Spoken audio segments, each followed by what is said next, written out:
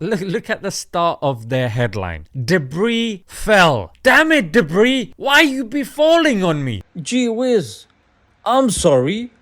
Eee. Assalamu alaikum guys, and welcome to another episode of Smile to Jannah. Before I continue, I have started a news website called s2jnews.com. Make sure you guys download the app and make sure you follow us on Instagram and Twitter. So today you're going to be hearing that Iran has struck the northern district of Tel Aviv called Herzliya. But one thing that is not being emphasized that much is that there are multiple reports telling us that it was a vital key place of Mossad, and more specifically Unit 8200. So this is being reported by DOAM, Mint Press and many others as well. High quality pictures and extensive footage is not going to be mentioned and shown. Why? Because number one, these are sensitive locations in which you don't have access to the everyday individuals, and especially not film crews. On top of that, the mainstream media requires Israel to admit that yes, Mossad headquarters Unit 8200 was attacked. Well, obviously they're not going to do that, are they? Because Mossad is their secret service. It's supposed to be a secret. Next we have the Israeli Military Intelligence Logistics Center, which was attacked. It's near Tel Aviv. Some people are saying it's near Glilot base. Some are saying the area is called Sharon. Either way, it has been covered by the likes of Tehran Times and Russia Today's Going Underground. Now, as you can tell, this was a bit different because the pictures were attained again from Israeli media before they were deleted. Because even what Israel puts out there, it knows that Iran and the world are watching, and that will be used as evidence that, look, these guys have admitted it themselves. So Israel is being very tight-lipped about this now, whilst before it was a bit more open. Here again is an intelligence unit, which to the average person looks like a warehouse, but that's the whole point. Yeah, if you're an intelligence agency or part of the Secret Service, of course, it shouldn't look like that from the outside. So these are the precise attacks that people were asking for, more strategic, more hitting the places that actually require it. Another one was, again, in Tel Aviv. You guys can see this was covered by Middle Eastern Eye. And there are people in Amman, Jordan, that said even we felt the tremors as well. Here was a clip that was posted up by Press TV and many others as well. Upon inspection, you can see, this is in Iran, tires burning. Yeah, so these are people inside Iran that are deliberately doing this because they produce thick black smog, and that shows the people in the area, damn, we just keep getting struck. So it's bad for morale. And of course what happened yesterday, which the clip went viral in Iran and in the rest of the world also, which was Israel striking the state broadcaster. Here on the clip you can see one of the presenters is a woman, and she had to abandon her post because the building was struck. So much for Israel and their precise attacks. So much for Israel just trying to stop the nuclear program. So much for Israel just trying to attack the upper echelons. This is a news station, and it is a very integral news station because you don't have outside news in Iran unless people go on VPN or online or whatnot. This is on the TVs, so it's accessible to everybody. So this was something that took place yesterday. I want to show you how the BBC covered it. Look at the start of their headline. Debris fell. Damn it, debris. Why you be falling on me? Gee whiz. I'm sorry. Eee. So number one, debris, which is an immaterial thing, which you can't be angry with. What do you mean? That's not very nice. Then thereafter they mention, oh, it was Israeli strikes. But when it comes to Russia, when it comes to Hamas, trust me, they won't be using this language in Israel.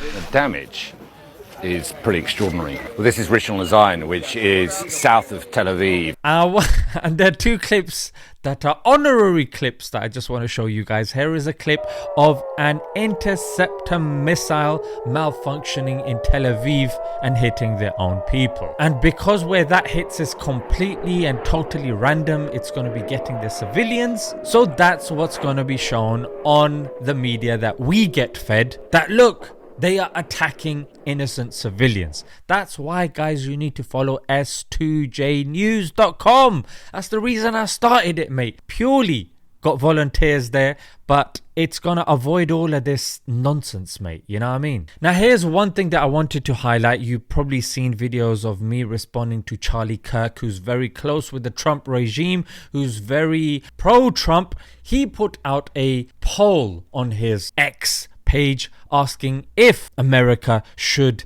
attack Iran. With a resounding 90% people said no. That's about 500,000 people that voted on his poll. Yeah, you can see it on the screen. Thereafter, he proceeded with another poll saying that if he did, what would happen to the Trump camp? They call it MAGA. 55% said that it would divide it. Now, this has come on the back of a lot of eminent Trump fans that are publicly against what's going on, to such a degree that even Trump is responding to them as well. One such person was Tucker Carlson, whom Trump is publicly insulting. I mean, it shows that he's unable to balance what's going on. Tucker Carlson, on the one hand, getting publicly rebuked by Donald Trump, which is not a good move. He interviewed somebody that again doesn't agree with Trump's interference in Iran, backing up Israel, is Steve Bannon. You also have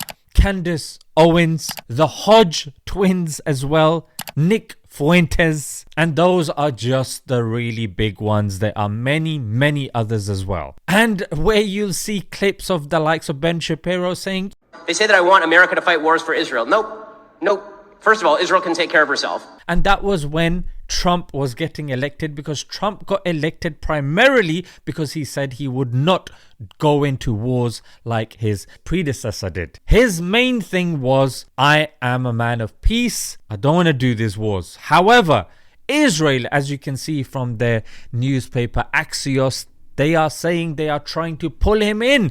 You guys started it. Now they're begging US for help. And have a look at this. This is actually worrying. Trump says we're only going to attack and join in if they attack Americans, because not in America, there are bases, American bases around Iran. And this is worrying because Israel has been known to carry out false flag attacks and blaming others. If I was to only mention a few, number one would be the Lavon affair, where they tried to blame the Egyptians. Number two was the attack on USS Liberty. And number three, look at this woman who was throwing out a Nazi salute to get the pro-Palestinians in trouble. Turns out she was Israeli. Just watch how moronic their logic is. On the one hand, Trump's just put out a tweet telling 9 million Iranians to leave their country. On the other hand, they say, oh, why are these migrants and immigrants coming in? You morons. This is one example of many where you force them out of their countries. Then they have no other place to go but yours.